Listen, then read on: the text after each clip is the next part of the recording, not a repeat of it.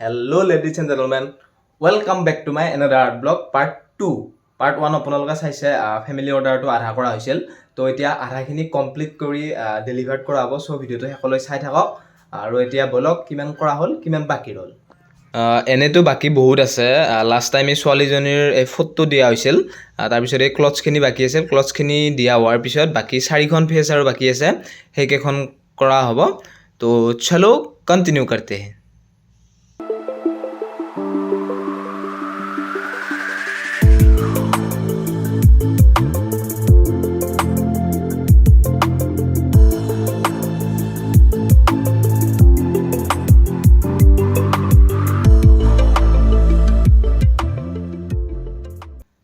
আপোনালোকে হয়তো ভাবিব পাৰে ইখন ফেসৰ পৰা ডাইৰেক্ট ইখন ফেসলৈ জাম্প কৰিছো বুলি কিন্তু মানে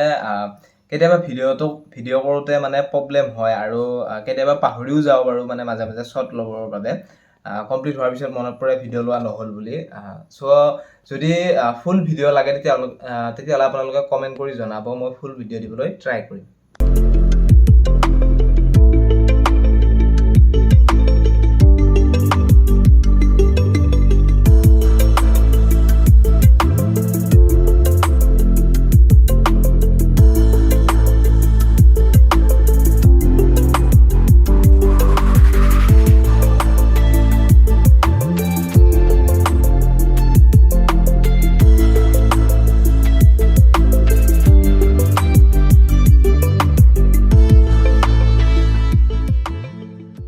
যেটো ফটো দি থকা হৈছে এই ফটো একচুয়ালি ফটোখনত নাছিল কিন্তু মানে দেখাত ভাল দেখা হ'বৰ কাৰণে ক্লায়েন্টৰ লগত আলোচনা কৰি নিজে দি দিয়া হৈছে তো কমপ্লিট হৈ গল এতিয়া ফটোখনৰ মেইন পাৰ্ট এইটো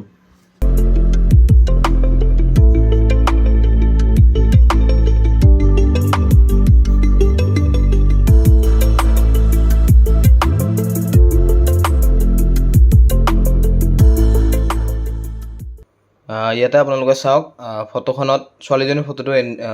ড্ৰেছটো এনেকুৱা আছিল কিন্তু ইয়াতে এনেকুৱা কৰি দিয়া হৈছে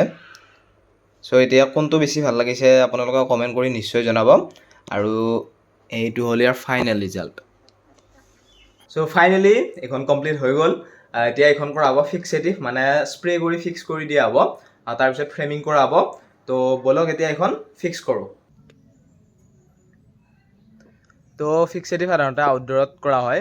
আউটডোৰত কৰাটো ভাল কাৰণ ভিতৰত যদি ফিক্সেটিভ কৰা হয় তেতিয়াহ'লে গেছটো ওলাই যোৱাত সুবিধা হয় মানে ৰুমত গেছ হৈ যায় আৰু it is very injurious to health মানে চকু আৰু মুখত যদি সোমাই যায় তেতিয়া মানে দেহৰ কাৰণে বহুত বেয়া সো আউটডোৰত সেইকাৰণে কৰা হয়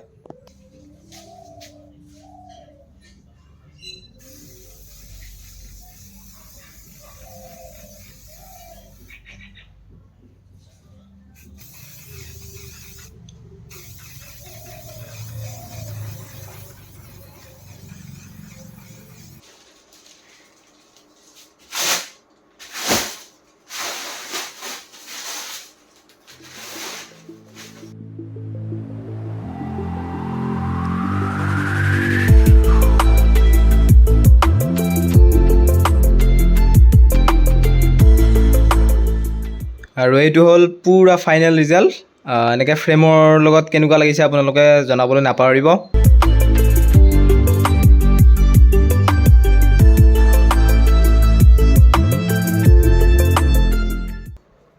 ফটোখন কিমান ডাঙৰ হয় চাওক এখন A2 সাইজৰ ফটো হয় মানে A3 সাইজতকৈ ডাবল সাইজ এখন এনেকৈ দিলে মোৰ এখিনি আৰু এনেকৈ দিলে এখিনি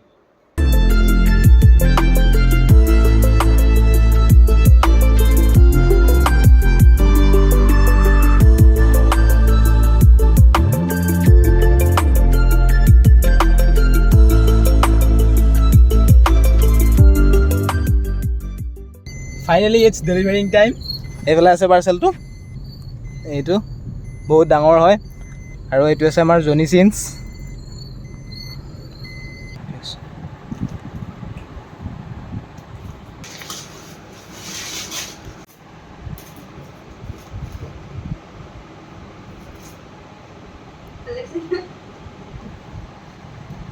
আৰু আজিলৈ ইমানতে সামৰিছোঁ আকৌ লগ পাম নেক্সট ব্লগত